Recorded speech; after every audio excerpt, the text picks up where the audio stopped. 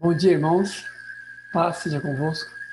Dando continuidade aos estudos aqui em Efésios, agora no capítulo 4, versículo 1 a 6, resumidamente, diz assim: Rogo-vos que andeis de modo digno da vocação a que fostes chamados, com toda humildade e mansidão, suportando-vos uns aos outros em amor, esforçando-vos por preservar a unidade do Espírito no vínculo da paz.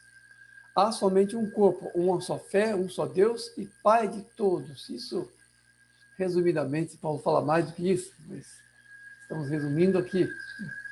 Rogo-vos, rogo-vos, rogo-vos a que entendais as implicações do vosso chamado soberano, nessa primeira exortação de Paulo aqui no capítulo 4, falando sobre a unidade do corpo e tudo que implica de uma vida de santidade com relação a toda essa revelação tremenda, de tudo aquilo que temos como ascensão espiritual, como reposicionamento nas esferas celestiais de Cristo Jesus, como igreja, sentados em esferas celestiais em Cristo Jesus, participando do seu reinado. Então, quando Paulo vai falar aqui dos requisitos de santidade, dos rogos dele com relação principalmente à vida do corpo, temos que entender isso como uma unidade em relação a tudo aquilo que nós devemos entender e encarnar como igreja e como povo de Deus nesse tempo, nessa dispensação atual da graça de Deus que nos foi dada em Jesus. Então, nós temos que entender isso. A excelência da nossa vocação deve também ser acompanhada de uma excelência de vida e de consagração a Deus. E aqui Paulo fala com toda a humildade e mansidão, fosse chamado, vocação que fosse chamado com toda a humildade e mansidão, suportando-vos uns aos outros, tendo uma vida significativa de corpo em toda a humildade e em toda a mansidão. Aqui, de novo, nós vamos ver assim aspectos dos frutos do Espírito e de como devem ser assim o nosso andar com Deus, a nossa santidade. Expressa em humildade, expressa em retidão, expressa em mansidão, expressa em suportar uns aos outros, porque os verdadeiros conteúdos de santidade são esses.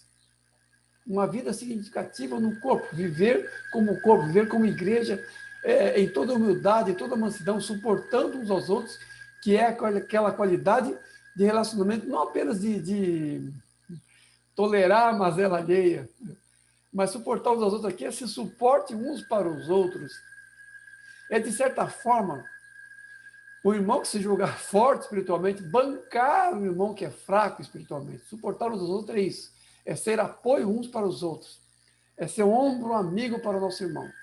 Suportar uns aos outros é isso. Não é apenas ter aquela santa paciência, né, com o irmãozinho difícil, aquelas coisas tudo. Mas realmente assim andarmos como um corpo unidos, ligados em amor e realmente assim sendo mansos e humildes uns com os outros, numa excelência relacional. Aqui eu quero dizer novamente, essa carta, mais de qualquer outra, expressa claramente assim a expressão coletiva da nossa santidade, ou aquilo que implica a partir da nossa individualidade com o Senhor, naquilo que deve ser a nossa coletividade como igreja. Onde entra os desigrejados aqui? Onde entra aqueles que estão crentes na sua própria casa, com a sua própria família? Não entram, estão fora. Porque o plano do Senhor sempre foi de constituir um povo que anda junto, que celebra junto, que caminha junto. Isso já era lá no antigo Israel, apesar de terem assim, uma unidade política. Mas agora isso implica ainda mais em uma intimidade com o Senhor, que deve também se desdobrar em uma intimidade com os irmãos, uma vez que nós temos com o Senhor os mesmos laços que temos com os irmãos. Então não entra aqui nenhum tipo de individualismo, nenhum tipo de pretensão de ser igreja, sem estar vinculado a irmãos, sem suportar irmãos, sem perdoar e sem andar com outras pessoas. Simplesmente não existe isso aqui. Desigrejados não são uma coisa bíblica, porque o cabeça da igreja é o próprio Jesus. E quando falamos de igreja na concretude dos relacionamentos, na concretude da necessidade de perdoarmos, de sermos humildes, de sermos mansos uns com os outros, que é a expressão a expressão mais verdadeira da nossa vida em santidade, vivida em corpo uns com os outros. Isso é possível sendo igreja, e igreja concreta, igreja onde nós colocamos os pés e manifestamos para o mundo. Não somos corpo de Cristo apenas em uma abstração eclesiológica, como pretendem os desigrejados. Não somos corpo de Cristo apenas nos retendo em nossa própria individualidade, não querendo suportar ninguém, não querendo conviver com ninguém, não querendo pagar o preço de viver em comunhão com os irmãos. Porque o Senhor nos tem batizado em um corpo. Somos batizados em um corpo. Vivemos em um corpo. Esse é o imperativo da nossa vida com Deus. Não uma coisa que nós podemos dispor segundo o nosso querer. Mas não está disponível a nós o querer ou não ser igreja. Só somos do Senhor estando unidos com o Senhor como corpo e uns com os outros. A unidade com o Senhor se desdobra em unidade com os irmãos. Paulo fala aqui, nesse mesmo período, esforçando por preservar a unidade do Espírito no vínculo da paz. Há um só corpo, uma só fé, um só Deus e Pai de todos. Uma só fé, um só batismo. Fala mais coisa aqui. Não li tudo para não ficar muito longo. Mas o fato é que nós temos que não apenas viver em corpo, mas inclusive nos esforçarmos para preservar a unidade do Espírito no vínculo da paz. Isso só é possível em uma vida de corpo. Isso é possível pagando preço para sermos unidos ao Senhor. Pagando o preço de nos suportar uns aos outros, nos perdoar uns aos outros, sendo realmente apoio e esteio uns para com os outros. Esse esforço de unidade é o que nós somos e realizamos como igreja em um corpo. Só dessa maneira, tendo o amor como base e a paz como fator vinculante dessa unidade. Amando uns aos outros e pelo vínculo da paz estarmos unidos na unidade do Espírito. Temos entre nós a mesma qualidade de unidade da divindade, da própria divindade, do Espírito de Deus com o Pai e com Jesus. A mesma qualidade da unidade da Trindade, do amor subsistente da Trindade, deve ser também a mesma qualidade do nosso amor uns para com os outros. É claro que cada um de nós tem suas mazelas, suas fraquezas, nós temos pelo menos ser achados caminhando, como diz Paulo lá em Filipenses, temos que ser achados pelo menos deixando para trás as coisas e avançando para o que estão diante de nós, em todo o aspecto da nossa compreensão desta graça que nos é dada como corpo e desse requisito indispensável de vida em corpo na unidade do Espírito, segundo aquilo que o Senhor intentou por nós, morrendo por nós na cruz. Tá? Depois tem lá no versículo 7 a 16, continuando, diz assim: e a graça foi concedida a cada um de nós segundo a proporção do dom de Cristo. E ele mesmo concedeu a uns para apóstolos, outros para profetas, outros para evangelistas e outros para pastores e mestres, com vista ao aperfeiçoamento dos santos, para a edificação do corpo de Cristo, para que não sejamos como meninos, levados ao redor por todo o vento de doutrina, mas, seguindo a verdade em amor, cresçamos segundo a justa cooperação de cada parte. Mais coisas falando sobre a igreja, mais coisas falando sobre o aspecto indispensável da vida de corpo como parte do nosso crescimento. Mais expressões de Paulo dizendo que nós não somos o que nós somos apenas na nossa individualidade, mas também na nossa vida como corpo e como igreja.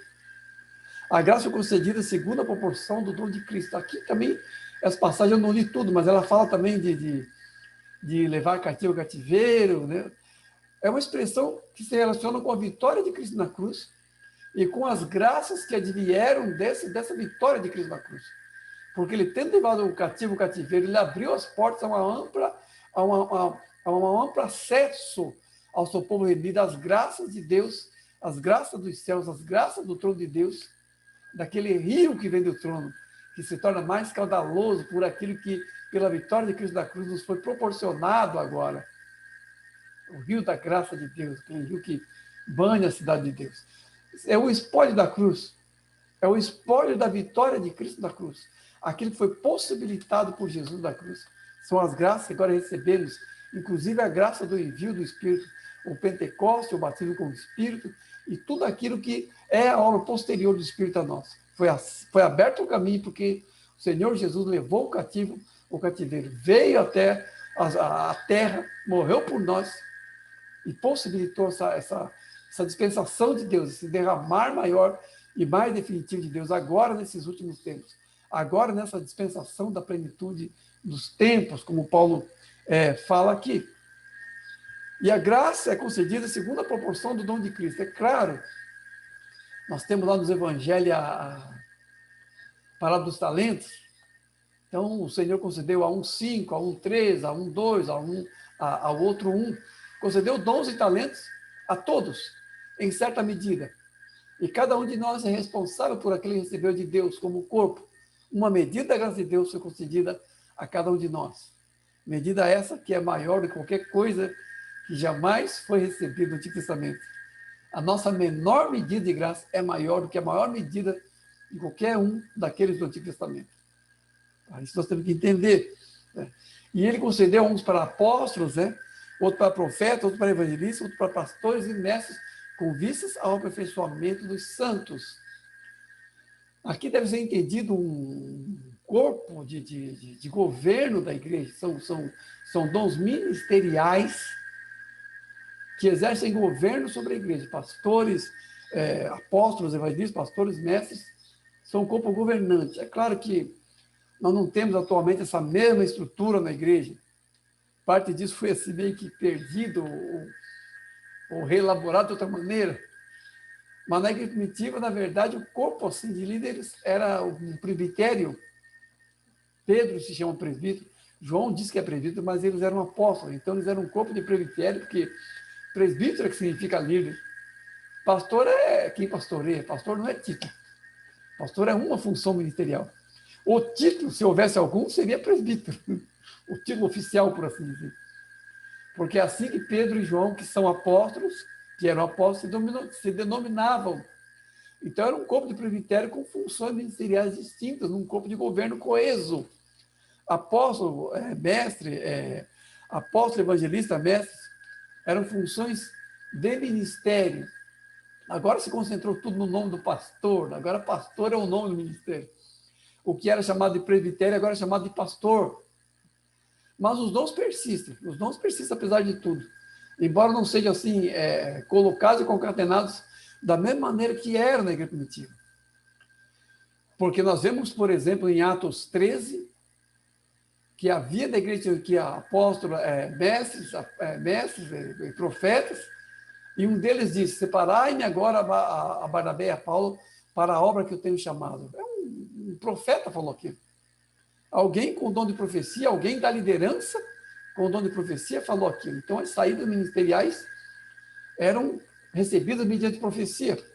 Nós lemos, por exemplo, na carta ao Timóteo, Paulo exorta Timóteo: cumpre teu ministério, o qual foi recebido por imposição de mãos e mediante a profecia. Então, essa função de liderança do profeta dava a direção de Deus, dava as saídas ministeriais para a igreja.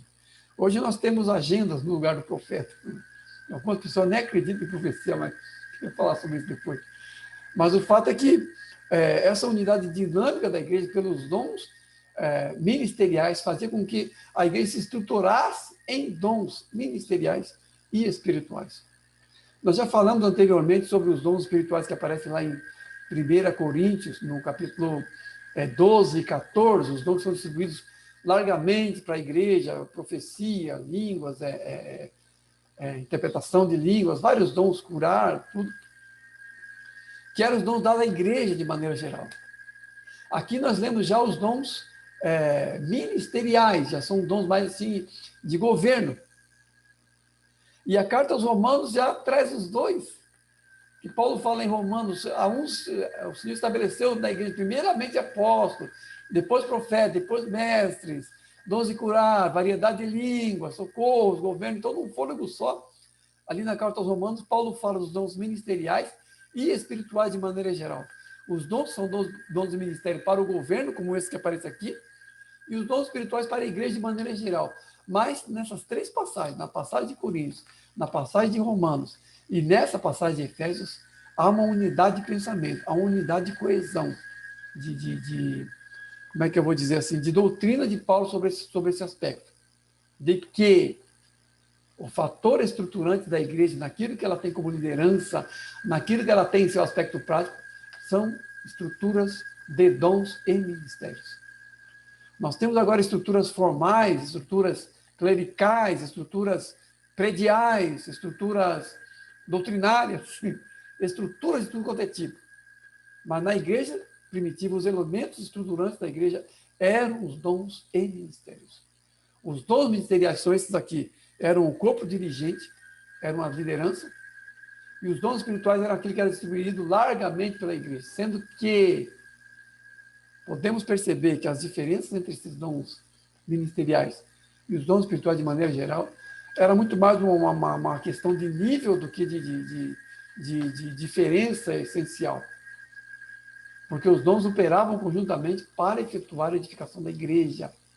Daí, de novo, eu falar aqui a minha descrença com aquela questão de se dizer que com a formação do cânon da Bíblia, os dons não são mais necessários.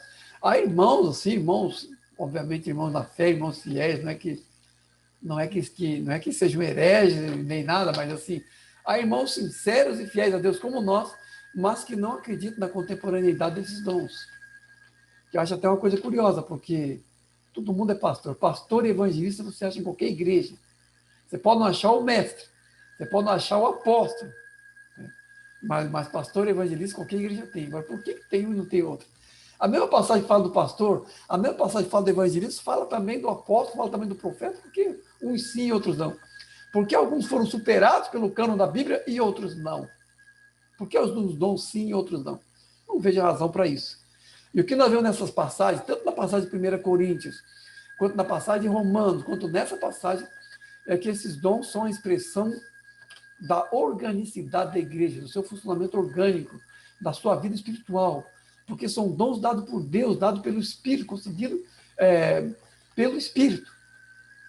E aqui nessa passagem, a função de edificação e de preservação doutrinária do corpo é uma função desses ministérios que foram concedidos pelo Senhor, porque fala aqui, para a edificação do corpo de Cristo, não há nenhum dom superado, nem ministerial, nem espiritual, não há nenhum dom superado, porque se é para a edificação do corpo de Cristo, então é um padrão permanente. Agora não precisamos mais edificar o corpo de Cristo, já temos a Bíblia, não precisamos mais de edificação do corpo de Cristo, porque tanto os dons ministeriais quanto os dons espirituais são dados para edificação. Nós vemos isso lá em 1 Coríntios, claramente, vemos em Romanos e lemos aqui em Efésios, a mesma expressão. Se a edificação do corpo de Cristo é um padrão permanente da própria vida do corpo, em seu funcionamento dinâmico e espiritual, então não tem para que algum dom ser superado na trajetória. Para não sermos como um menino levado por todo o vento de doutrina. A função do corpo seria trazer uma coesão doutrinária que fizesse com que fôssemos firmes e não fôssemos como os meninos, ou seja, tivéssemos da parte dos ministros toda a formação, toda a doutrinação, todo o ensino que não nos deixaria presos de todo o vento de doutrina. Mas é isso que acontece na prática? Infelizmente, às vezes, não. Eu me lembro que, quando vim aqui para Foz do Iguaçu, em 94, que admirado, claro que já tinha visto isso antes, mas eu ficava admirado como em meados dos anos 80 e começo dos anos 90, como a igreja ia sendo levada por ondas sucessivas de doutrinas estranhas, de práticas não bíblicas. Era cair, era rir, era dedo de ouro, meu Deus, parecia que cada semana tinha uma novidade. E o que mais me chamava a atenção era essa passagem aqui, para não sermos como meninos levados à roda por todo o vento de doutrina. Pensava assim, meu Deus, o que está acontecendo com o ministério? Que não está fazendo aquilo que deveria fazer. Porque a igreja, inclusive pastores, andavam à roda como meninos levados por todo o vento de doutrina. Eu realmente não entendi por que aconteceu isso. Agora parou um pouco, mas parou porque parou. Porque as pessoas são muito vulneráveis para aceitar qualquer novidade. Parece que até na igreja se cumpre aquela palavra que as pessoas não iam suportar a sã doutrina, iam sentir coceira dos ouvidos e iam atrás de tudo quanto é bobagem. Infelizmente, aqui é uma falha do ministério. É uma falha da execução do ministério. Porque se os ministérios foram colocados é justamente para que a igreja crescesse de maneira compreensiva e não fosse levada à roda por tudo quanto é vento de doutrina.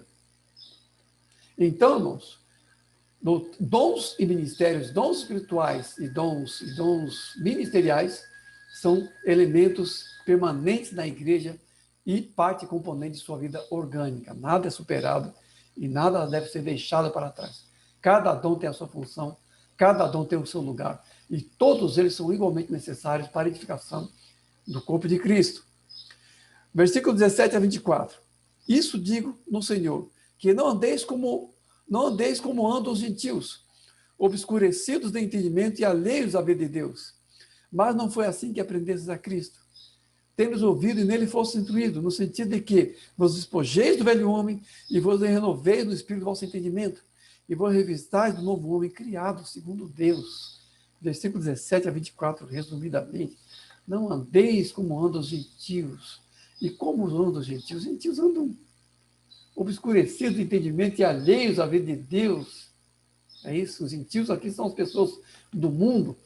Não são os gentios como elemento assim racial oposto aos judeus, não é isso?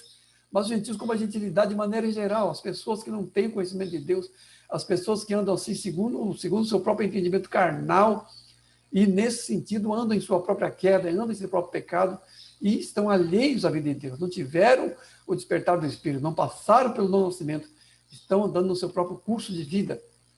E Paulo exorta que não se ande segundo os gentios, ou não se ande no pecado dos gentios. Não se ande como pessoas que não têm entendimento da vida de Deus, ou não têm parte da vida de Deus, como é o caso das pessoas do mundo. E aqui quero salientar algo muito importante, algo que também está sendo meio que obscurecido e perdido hoje em dia. A santidade sempre foi elemento distintivo do povo de Deus. No Antigo Testamento, o Senhor já dizia, sede santos, porque eu, o Senhor, sou santo. Nós temos um Deus santo e devemos andar de santidade. Isso é em santidade. Isso, desde o Antigo Testamento, já era uma distinção do povo de Deus. O povo de Deus era um povo kadosh, povo santo e separado. E essa separação era a separação do mundo e separado para o uso de Deus, consagrados a Deus. Desde o Antigo Testamento, essa noção de santidade como separação do mundo e separado para Deus, para o uso de Deus, já aparecia mesmo naquela norma ainda obscura do Antigo Testamento. E o Novo Testamento, obviamente que esse sentido vai ser ainda mais aprimorado por tudo aquilo que tem avançado do Senhor Jesus, em termos assim de santidade, de santificação e de conquistas espirituais.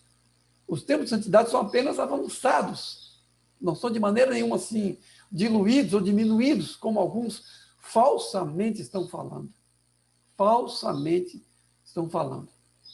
Há pastores aí, pastores de renome, pastores conhecidos, que estão falando algo como atualizar a Bíblia, tornar a Bíblia mais semelhante aos pecados, ao homossexualismo, a coisas que estão sendo praticadas e toleradas largamente hoje em dia, ao ponto de até se criminalizar pessoas que se opõem a esse comportamento.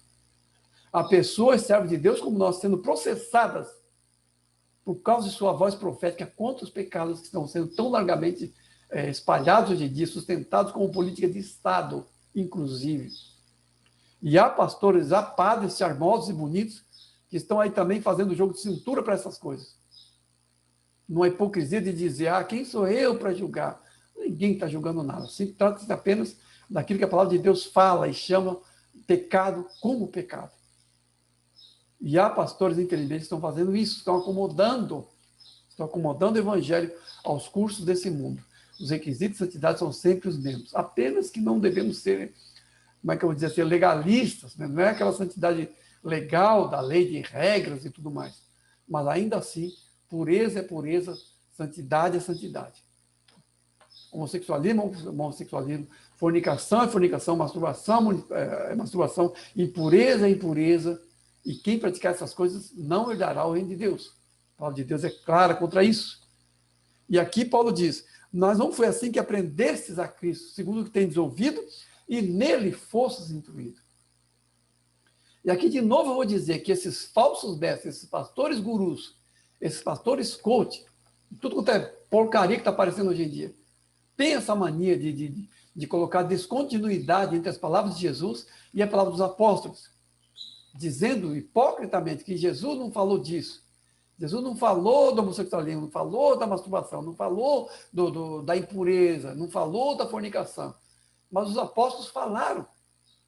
Porque as instruções que recebemos dos apóstolos são as instruções dadas pelo Senhor através dos apóstolos. Já falamos aqui que quando Paulo escreve, ele diz, este evangelho que estou pregando não o recebi de homem nenhum, recebi do Senhor Jesus. Então, o que Paulo está falando aqui, e o que ele fala em todas as suas cartas, ele tem recebido do Senhor Jesus. Por isso que Paulo pode dizer aqui, mas não foste assim que aprendestes a Cristo, segundo o que nele temos ouvido e sido instruídos. Porque se por um acaso houve coisas que realmente Jesus não falou, o fato é que Jesus exerceu o ministério da Judéia dentro de uma certa restrições, mas depois os apóstolos que ele levantou posteriormente continuaram com a obra de Deus, com a tutela do Espírito de Deus, com o auxílio do Espírito de Deus, e sendo pelo Espírito de Deus inspirados a escrever todas essas coisas que têm sido escritas para nós, em termos de vida com Deus e vida de santidade. Porque esse é sempre um requisito indispensável e distinto do povo de Deus. Vida de santidade, com todas as renúncias que isso acarreta, com todos os riscos que isso acarreta, com todas as perseguições que isso possa vir contra nós, por causa justamente dessa legalização de coisas que na Bíblia são abominações. E aqui diz, e vos renoveis do Espírito do vosso entendimento, e vos revistais do novo homem criado segundo Deus. A implicação prática do novo nascimento é se revestir com o Senhor Jesus e viver em santidade. Porque o Espírito do nosso entendimento é o Espírito dessas riquezas insondáveis de Cristo, é o Espírito dessa graça que nos foi dada agora nessa dispensação dos últimos tempos, é o Espírito geral do Evangelho, que só é comportado por uma vida de quebrantamento, de santidade, com toda a humildade, com toda a submissão. Esse é o Espírito do nosso entendimento. O composto total do Evangelho é essa vida de santidade e de entendimento, segundo a vontade do Senhor, e segundo tudo aquilo que nos foi legado pelos apóstolos, pelos profetas, por tudo aquilo que o Senhor tem levantado para nos instruir, que está legado às Escrituras, mas também é parte daquilo que devemos entender em nós mesmos, pela encarnação do Evangelho, em nós mesmos, em nossas vidas, no processo de santificação. Então, diz assim, no versículo 25 a 32, já terminando, né, versículo 25 a 32, diz assim, por isso, né, por implicação dessas coisas todas, né, deixando a mentira, fale cada um a verdade com o seu próximo, pois somos membros uns dos outros. Olha, irmãos. Irai-vos e não pequeis, não sai da vossa boca nenhuma palavra torpe, e sim unicamente a que for boa para edificação. Longe de vós toda amargura e ira, e bem assim toda malícia.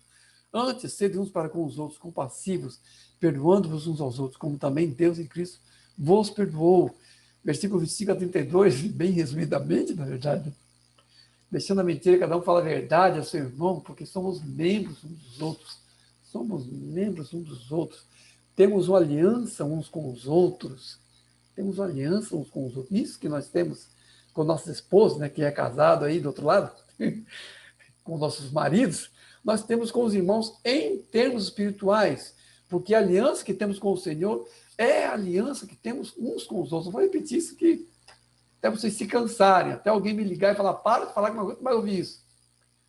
Porque essas são as implicações do quanto devemos nos amar uns aos outros, do quanto devemos nos suportar uns aos outros, do quanto devemos abrir mão de toda mentira, de toda a ira, de toda a irritação uns com os outros. Sermos tolerantes, compassivos uns com os outros. Entendemos a fraqueza do irmão, entendemos a vulnerabilidade do irmão, entendemos a enfermidade de alma do irmão, entendemos tudo aquilo que, vindo do irmão para nós, vem em forma de fraqueza e ao qual muitas vezes nós não temos a menor paciência. Ah, que caramba! Não. Temos que ser misericordiosos e compassivos, levando em conta que essa mesma misericórdia, que essa mesma compassividade, que essa mesma compaixão nos veio a nós na forma do perdão, na forma da obra da cruz, na forma da nossa aquisição por um alto preço, que foi pago por nós na cruz, por Jesus. O que nos veio como graça é o que nós temos como mandamento do Senhor. Porque é assim que o Senhor diz, amai-vos aos outros como eu vos amei. Eu vos amei primeiro, agora vocês amem. E todo o mandamento divino e toda a graça que nós recebemos, toda, se desdobra em dispensação. Temos que ser para os outros o que o Senhor tem sido para nós. Temos que ministrar para os outros aquilo que da parte do Senhor tem sido ministrado a nós, através das graças redentivas que foi proporcionado pela cruz. E nisso nós devemos estar crescendo E nisso nós devemos estar assim, nos aprimorando. Porque o processo de santificação verdadeiro é o crescimento nesses conteúdos. De amor, de compaixão, de misericórdia. Não aquele legalismo bizarro que faz com que, ao invés de sermos compassivos, sejamos ainda mais juízes uns dos outros. Não esse legalismo. Mas a verdadeira santidade, que não acontece a menos que nos humilhemos, a menos que abramos mão do nosso egoísmo, da nossa dureza, da nossa crítica, de tudo aquilo que de alguma maneira flui através do nosso mau gênio, muitas vezes, do nosso mau temperamento, muitas vezes. Essas coisas têm que ser submetidas ao tratamento do Espírito, levadas à cruz e sujeitas ao tratamento do Espírito. Porque somente assim haverá crescimento e haverá testemunho.